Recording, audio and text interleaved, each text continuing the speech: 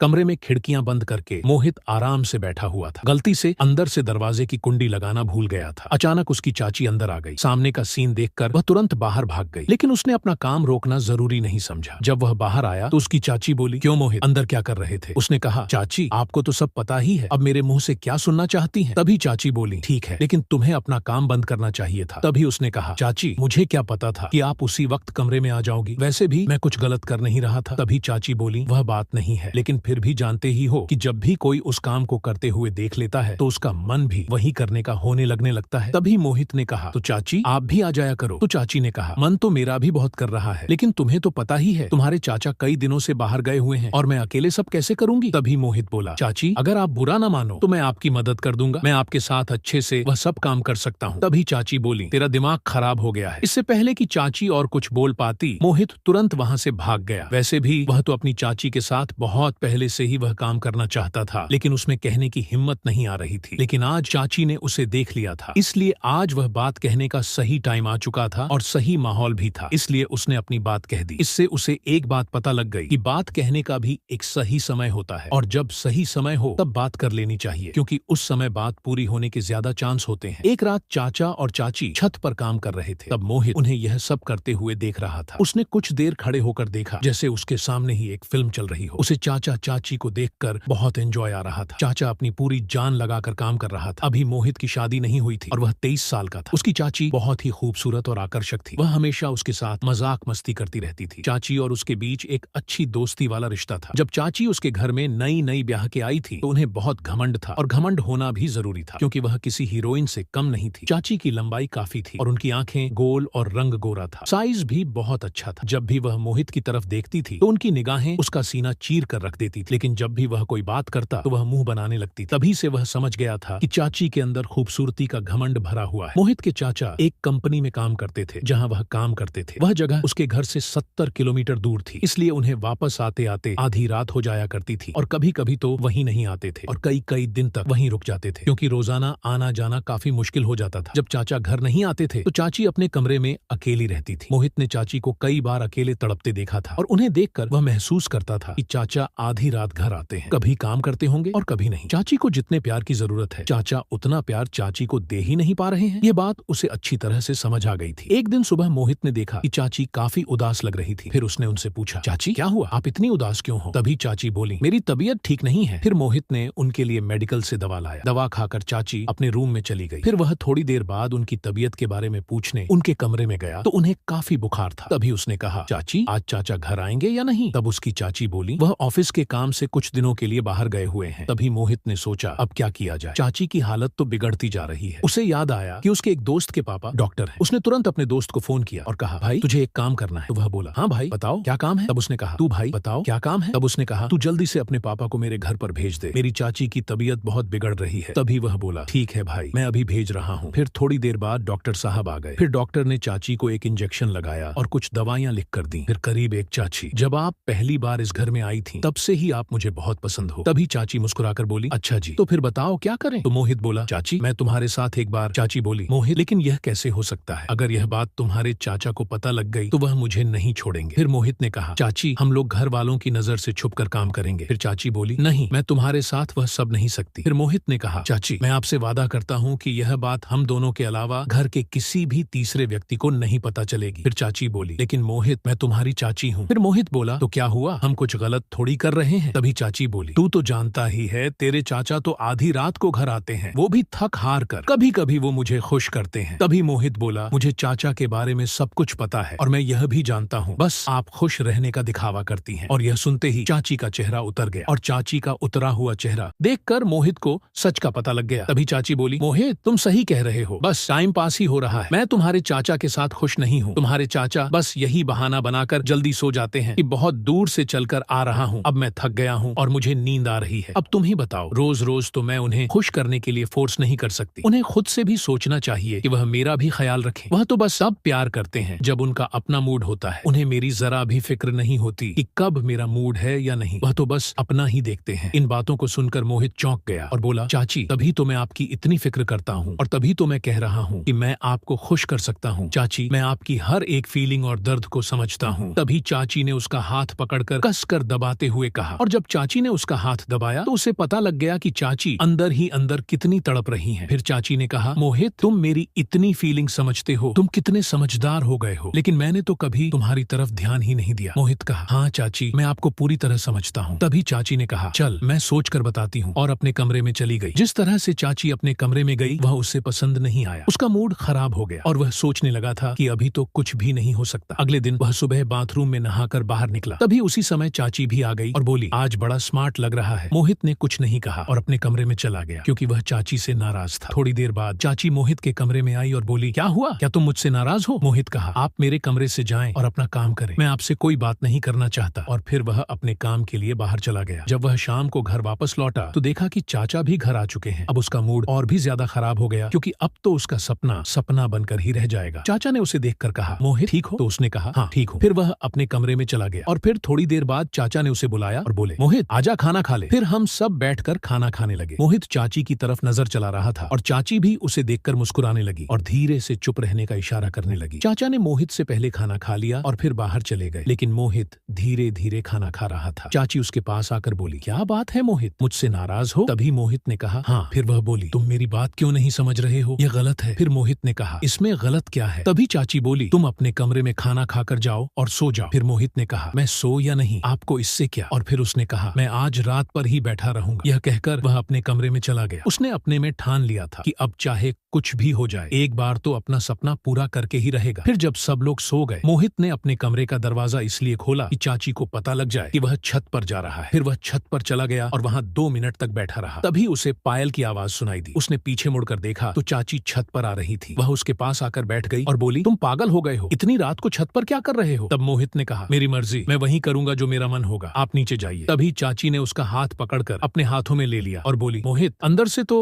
मैं भी तेरे साथ। इतना कहकर थोड़ा रुकी, फिर बोली, लेकिन अभी हम वह काम नहीं करेंगे क्योंकि अभी यह हम दोनों के लिए ही अच्छा होगा, लेकिन जो काम तू मेरे साथ करना चाहता है वह एक दिन तू जरूर करेगा, बस थोड़ा सब्र करना। चाची की बात को उसने समझ लिया और कहा, ठीक है चाची। सुबह फिर चाची ने कहा, मोहित मेरी बात ध्यान से सुनो। मैंने कहा, ना बता दूंगी। फिर सुबह हुई तो मोहित और चाची चाय पी रहे थे। तभी चाचा आए और बोले, मैं तुम दोनों को एक बात बताने आया हूँ, अब मैं कभी दोबारा वापस नहीं आऊंगा। मैं ऑफिस के काम से बाहर जा रहा हूँ और लगभग 1 महीने बाद ही वापस आऊंगा। तभी चाचा बोले, मोहित अब इस घर की जिम्मेदारी तेरी है, अपनी चाची का तू अच्छे से ख्याल रखना। मोहित ने कहा, चाचा जी आप बेफिक्र रहें, मैं इस घर की जिम्मेदारी अच्छे से संभाल लूंगा, और रही बात चाची की तो उनका भी मैं पूरा ख्याल रखूंगा, बस आप बेफिक्र रहो। फिर चाचा ने कहा, अब से 2 घंटे बाद मेरी ट्रेन है। फिर मोहित अपने चाचा को स्टेशन पर छोड़ने चला गया। जब वह घर वापस आया तो चाची का मूड खराब था और वह रो रही थी। उसने कहा, चाची क्या हुआ, आप क्यों रो रही हैं? तो चाची बोली, रोना तो क्या करूं, तुम्हारे चाचा पहले ही कई दिनों बाद आते थे और अब तो वह सीधा 3 महीने के लिए चले गए हैं। यह कहकर वह और भी रोने लगी। मोहित ने चाची को बिस्तर पर बिठाकर कहा, चाची कोई बात नहीं, चाचा को तो अपने काम के लिए जाना ही था और मैं हूँ तो आपके साथ, आपका ख्याल रखने के लिए। यह कहते ही चाची ने मोहित को गले लगा लिया। इसके बाद तो बिना कुछ कहे चाची ने उसके साथ शुरुआत कर दी और बात आगे बढ़ती गई, क्योंकि चाची अब बहुत दुखी थी और पूरी तरह से तैयार हो गई थी। उन्होंने बिना कुछ देखे सारा प्यार उसे दे दिया। फिर मोहित भी पीछे नहीं रहा। चाचा तो हमेशा चाची को अधूरा छोड़ देते थे, लेकिन आज वह कमी मोहित पूरी कर रहा था। उसने पूरी रात चाची की पूरी सेवा की और जमकर एंजॉय किया। चाची भी दिल खोलकर प्यार बरसा रही थी और तमाम एंगल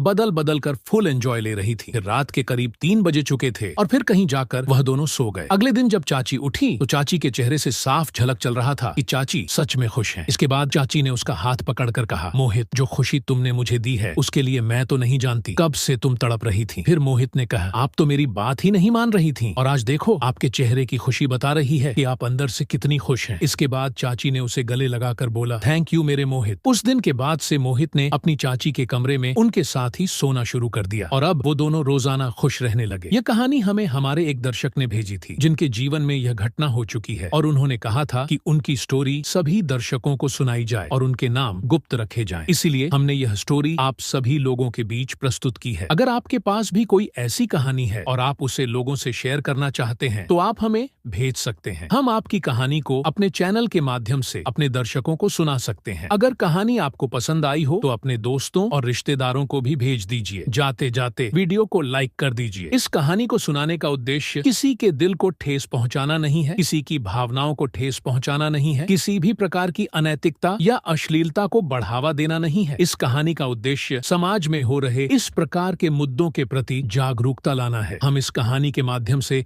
अपने दर्शकों को यह शैक्षिक संदेश देना चाहते हैं कि इस प्रकार प्रकार के मुद्दों के प्रति सावधान रहें, सुरक्षित रहें और सतर्क रहें। मिलते हैं आपसे किसी और ऐसी कहानी में। दोस्तों, यह थी आज की कहानी। आपकी क्या राय है इस कहानी पर हमें कमेंट में जरूर बताएं। वीडियो अच्छी लगे तो लाइक करें, शेयर करें, सब्सक्राइब करें। धन्यवाद।